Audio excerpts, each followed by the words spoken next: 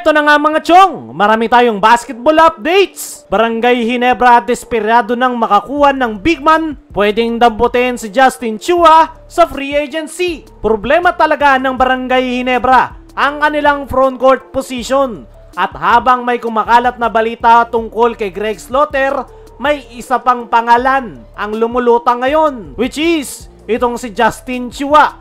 Pero ang tanong, kino-consider ba talaga ni Coach Team na kuhanin si Justin Chua bilang bagong big man? Very obvious nga na nag-i-struggle ang Barangay Ginebra sa kanilang frontcourt. Sa unang laro pa lang nila ngayong season, ramdam na yung kakulungan sa ilalim.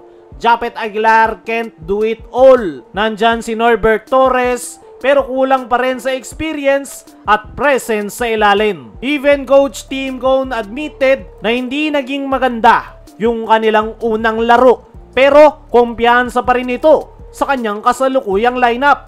Pero mga chong, alam natin, minsan ayaw lang aminin ni Coach Tim na may kailangan silang baguhin. Fans are already asking, kailan ba gagalaw ang Ginebra?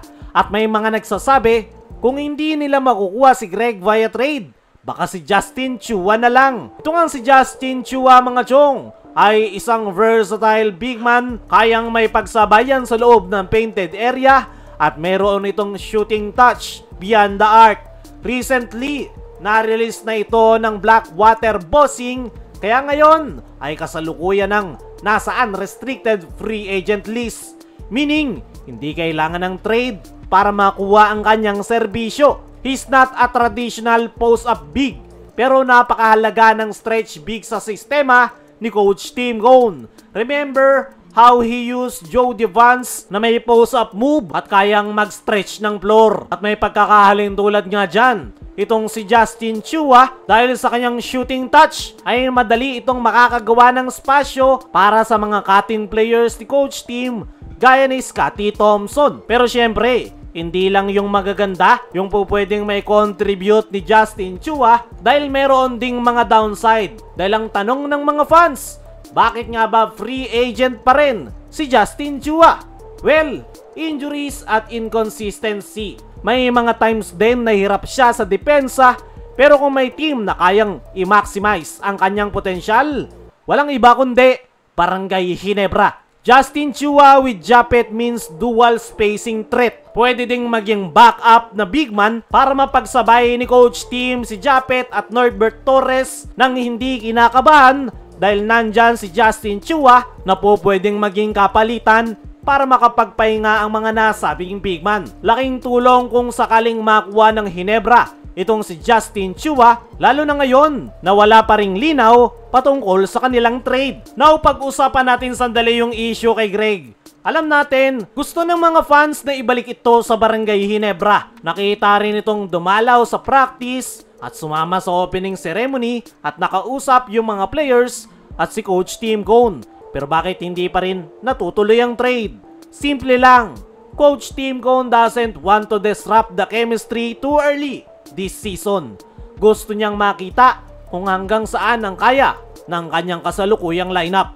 Pero habang tumatagal, lalong obvious na kulang sila sa big man. Kaya ngayon sinasabi ng mga fans, kung ayaw ni Coach Tim gumalaw sa trade, di sa free agency na lang.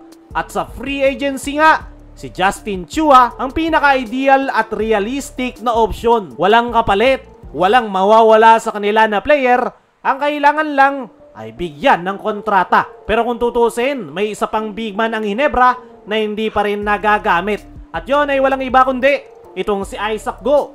Since nakuha ito ng Ginebra, isang beses pa lang siyang nakapaglaro.